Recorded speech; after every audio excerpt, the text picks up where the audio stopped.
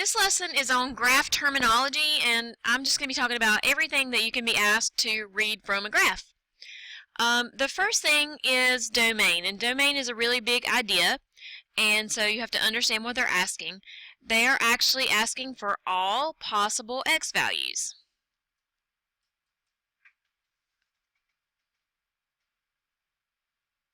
And you can think of it graphically as the width of the graph.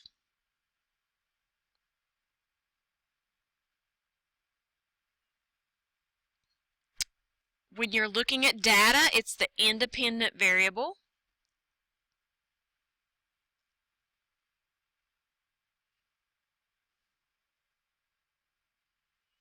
And if you're looking at functions, it's the input, what you're putting into the functions.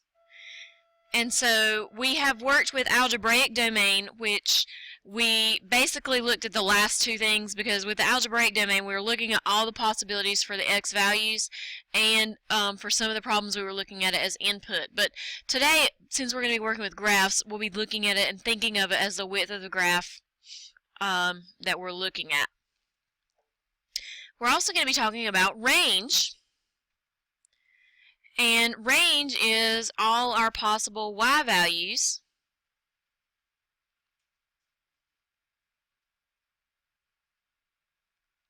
if we're looking at the graph. It will be thought of as kind of the height of the graph.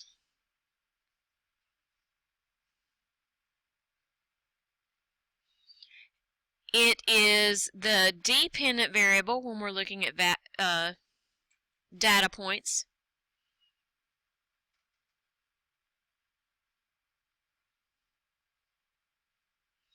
And it is the output when we're looking at a function notation situation.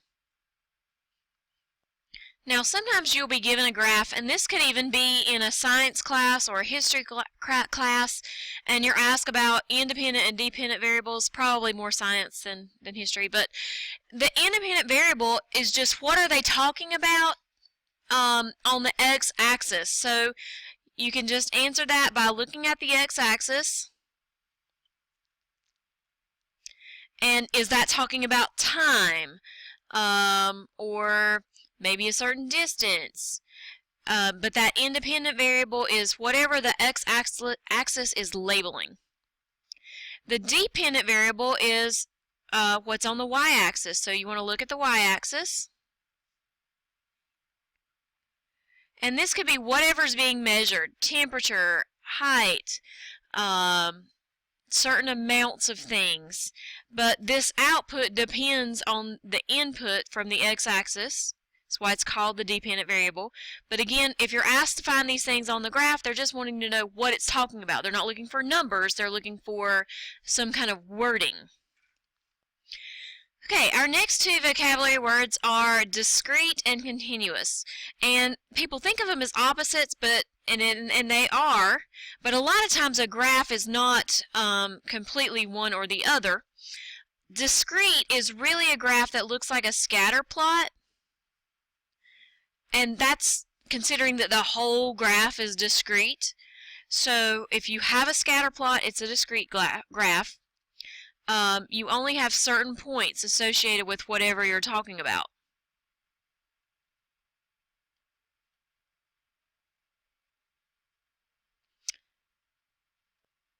A continuous graph is one that is smooth. In other words, you can trace it with your pencil. And most graphs are continuous that we're going to work with. You may have some that do have a point that is discontinuous. You might have a hole in it or a vertical asymptote or something like that. But for the most part, and especially learning all these things, we will probably be dealing with continuous graphs that are smooth and traceable. Now, other things that you've been asked about a graph are like f of a number. And by that I mean, okay, what if they said f of 4? You would be asked to find what's going on at the point where x is 4, because this is your input. So when they ask you a question like this, you know, if I were to ask this on its own, you guys would probably know you're looking for the y value. So find the y value. It's basically like they're giving you a point and saying whatever you have, whatever that number is that I give you, in parentheses, in this case 4, is the x value. I don't know what the y value is, find it. F inverse is the opposite because inverse switches x's and y's.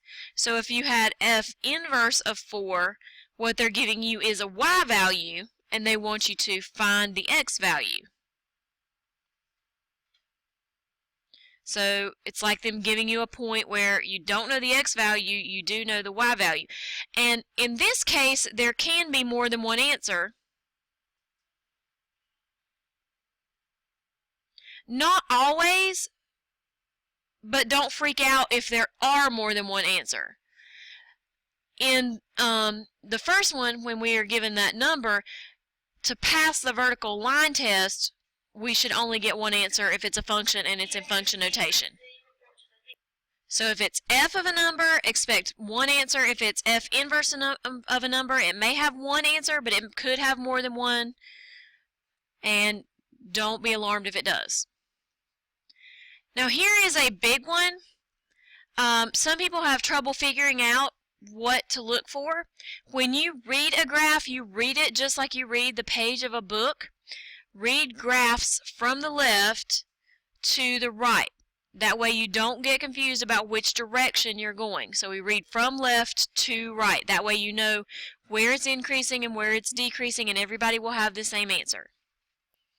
Okay, now I'm kind of going to parts where I'm explaining what's going on. Increasing and decreasing. You have probably come across this before when you were looking at graphs and they said find where this is increasing or find where it's decreasing. So when you're looking for increasing, you're looking for at the graph for where it's going uphill when you're traveling left to right. Okay, again, we're always going left to right. We're looking for the uphill part. When you answer the question, where is it increasing, you measure that using the x-axis. In other words, you're going to answer it with x values, not y values, x values. And decreasing is the same way. When you read the graph, you're looking for where it's going downhill when you go left to right, and you answer it with x values, because where is usually answered with x values, and I'll talk about that more in a minute. Something else that you have been asked about in the past are zeros, roots, solutions, x-intercepts, or f of x equals 0. All of these things are the exact same thing. So if you know what zeros are, you know what the rest of it is. Or if you know what x-intercepts are, you know what the rest of it is. It is where the graph crosses the x-axis.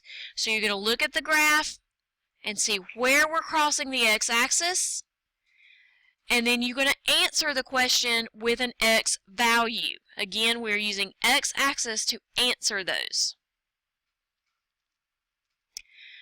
Y-intercepts are where the graph crosses the y-axis, and if it's a function, it should pass the vertical line test, and this should only happen once. So you should get one answer here. This is the only one in this category that we answer with the y-axis, because we're on that y-axis, obviously, because they're asking where the y-intercept is, so we need to know which number it's crossing at. The next two you may not be as familiar with. F of x greater than 0 is where we're looking at the x-axis as kind of splitting the graph, and we're wanting to know the part that's above 0. So above the x-axis is what I'm looking at on the graph. And again, I answer the question with x values. So I might say that a graph is greater than 0 for -5 to 7, and that means between -5 and 7 on my x-axis, that graph does things above the x-axis. F of x less than 0 is where the graph is below the x-axis. And again, we will answer that as well with x values. Okay, in our last section of questioning, we are going to talk about the difference between global or absolute maxes and mins and local or relative maxes and mins. So my description for each one is how you're going to look for it on the graph. A global or absolute max is the highest point on the entire graph. Okay, so you could have a graph that looked like this. The highest point on that graph would be right here. So that would be your absolute or global max. Or you could have a graph that did something like this, and it continues up forever. Then in that case, its absolute max would be infinity, because that will be going up forever. Now over here I have where and what, and what you answer those questions with. You have to pay close attention. They can say, where is the global max? Or they can say, what is the global max? If they say, where is the global max, they want you to give an x value, just the x value at that point. If they say, what is the global max, they want you to give the y value and just the y value at that point. With global or absolute mins are the lowest point on the entire graph. So if I have a graph maybe of a parabola, this point would be our global or absolute min. Okay, but again, I could have a graph that went to infinity or negative infinity. In this case, our absolute min would be considered negative infinity because it goes down forever. Again, if they ask where is the global or absolute max, you answer with the x value. What is the global absolute max? You answer with the y value. Now, this is different slightly than the local or relative maxes. When you're looking for local or relative maxes, you're just looking for a hill.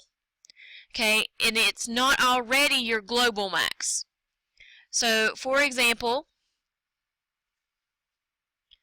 if I had a graph that looked like this, I would have the top of a hill right here.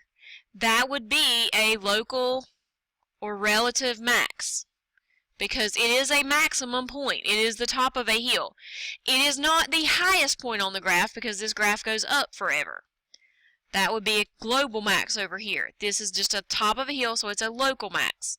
And again, where, you answer x, what, you answer y. And then finally, our local or relative min. You're looking for the lowest point in a valley that's not already your global min. So if I have this type of graph, I would have a local min right here in this valley. It's not the lowest point on the graph, that happens over here, but it is the bottom of a valley. So this is a local min or a relative min. This would be the global min on this graph. But again, I could have lots of different situations here. Just make sure that you're answering the where with x and the what with y. That concludes the notes for this section. We're going to work on the examples next.